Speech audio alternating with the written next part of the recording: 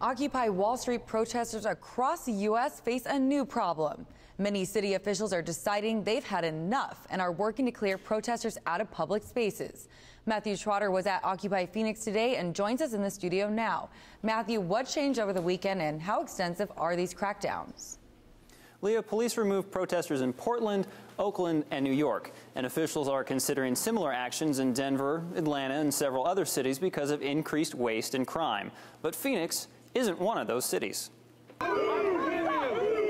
Sunday, it was Portland. Monday, Oakland. Early today, New York. We have an obligation to enforce the laws today to make sure that everybody has access to the parks.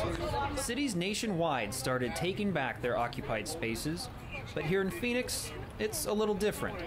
Not because protesters aren't determined to stay. I think that without actual contention, without actual disagreement, without actual civil disobedience, we'll never be able to invoke real change.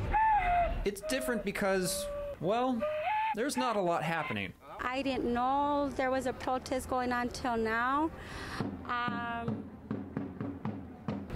This was Occupy Phoenix 4 weeks ago, and this is Occupy Phoenix today. The city of Phoenix doesn't have a plan to take back Cesar Chavez Plaza.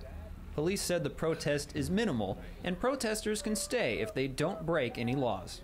Other big cities cite unsanitary conditions or upticks in crime for their crackdowns.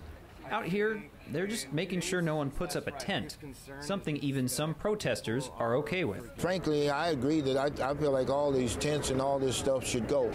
You see what I'm saying? Because what's true is it's about getting the message out to the American people.